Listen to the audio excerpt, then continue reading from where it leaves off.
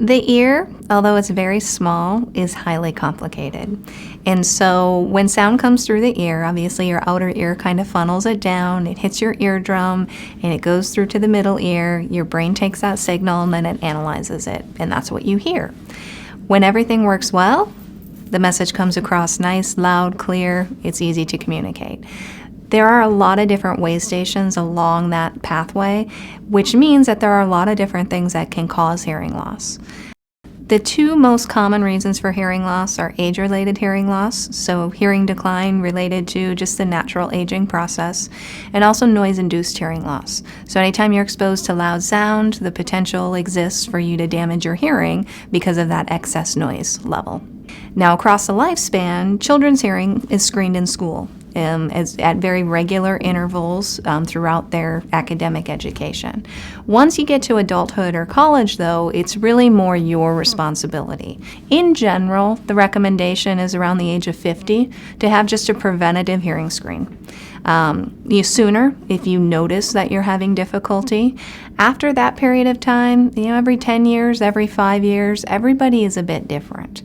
Once you have a known hearing loss, it's generally recommended that you have your hearing retested every year to monitor for any possible progression, and also to revisit how that hearing loss is impacting your communication abilities. The number one thing that you can do to keep your hearing as healthy as possible is to stay away from excessive amounts of noise. Some of the common noise sources tend to be loud music, heavy lawn equipment, gunfire, power tools, those sorts of things. Now, that's not meaning to say you should never go to a concert or you shouldn't listen to music, because music has a lot of other positive aspects on our health as well. It's all about the level or how loud you listen to it that you want to monitor. Once it passes a certain level, then it can damage the hearing.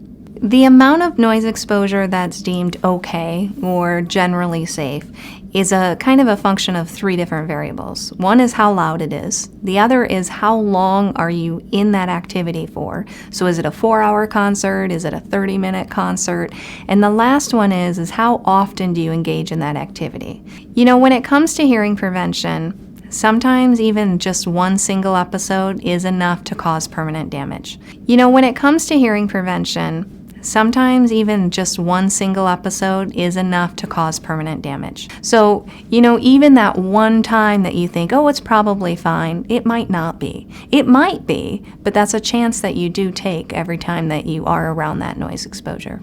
I would recommend always having ear protection with you. Keep it in your purse, keep it in your glove compartment. Those little foam insert earplugs are really small, they don't take up space, and they're very reasonable financially, and they don't cost a lot of money. There's a lot of different earplugs out there. You can use earplugs, you can use earmuffs. It's good to use them. It's also good to make sure that they fit you right. Because if you have the earplug in your ear, but it's not in your ear correctly, it's not going to provide the amount of protection that you really need.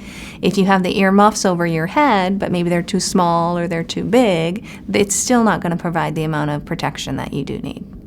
A person should seek medical attention anytime they have a sudden onset hearing loss or anytime they have pain in their ears.